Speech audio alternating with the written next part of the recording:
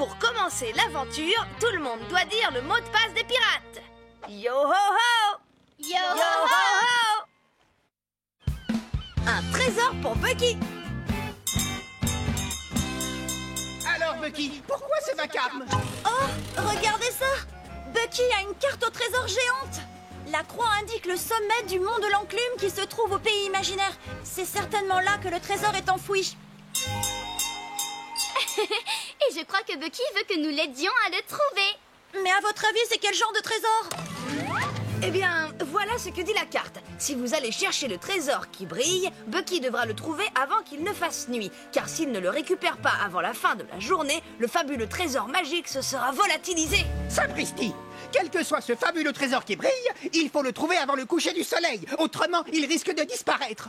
Yo-ho, Moussaillon, partons avec Bucky pour le sommet du mont de l'Enclume à la recherche du trésor qui brille. N'oubliez pas de repérer les pièces en or. Alors, tout le monde est prêt? J'ai mon sabre. Moi, j'ai ma carte et la carte au trésor de Bucky. Et moi, j'ai ma pousse. C'est que ça. Oh, on dirait bien que les mini-loups de mer se sont trouvés une jolie petite île. Une de plus. Pourtant, ils ont déjà une île à eux. Celle-ci me revient donc de droit.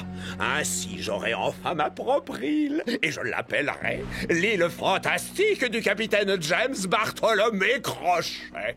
Dip dip dip doo wap.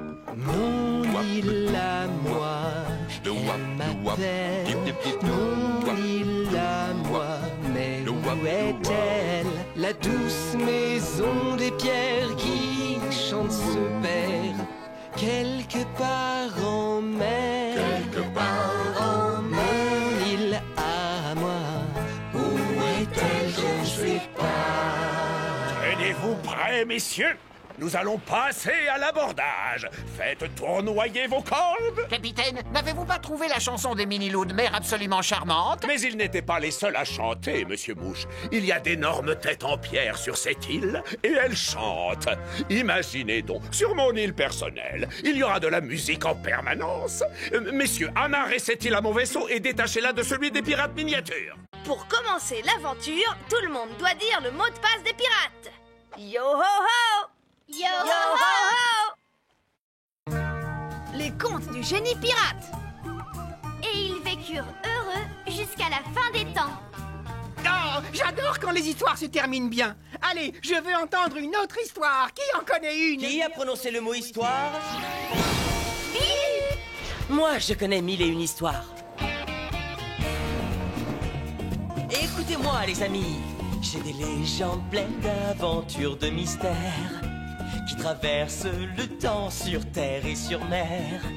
Je connais l'histoire d'un sage qui se prenait pour un roi, celle d'une ville qui sombra dans les flots autrefois.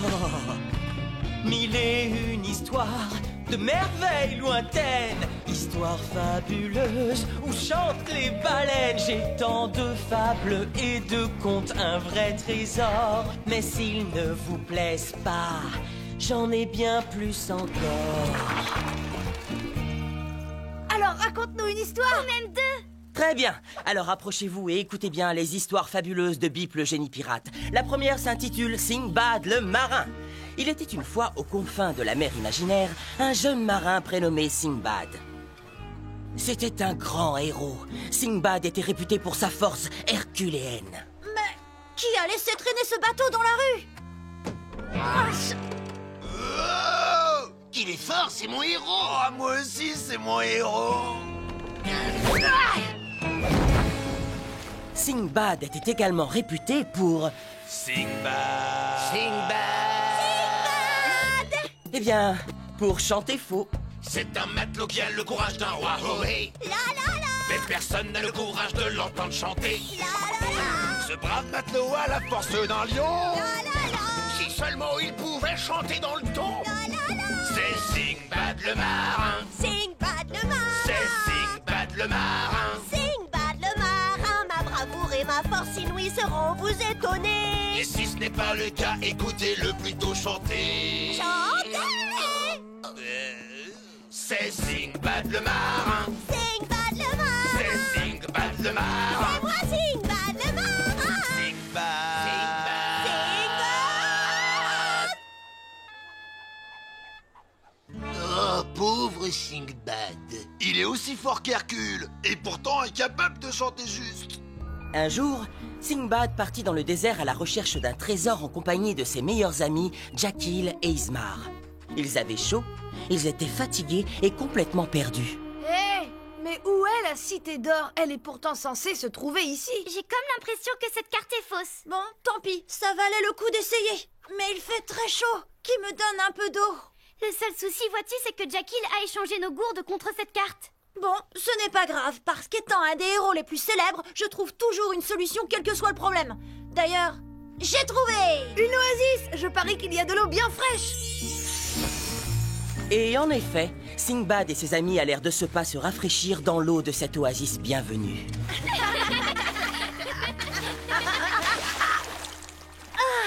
Je me sens tellement bien que tout à coup, ça me donne envie de chanter. Non, pas ça. Singbad, pas maintenant. C'est vrai. Il y a un long chemin à faire et il est grand temps de se mettre en route. C'est étrange. J'ai presque l'impression que vous ne voulez surtout pas que je chante. Halte là! Qui va là? Des intrus, des importuns, des indésirables? Des voleurs? C'est un fantôme. Non, je dirais plutôt une sorte de magicien.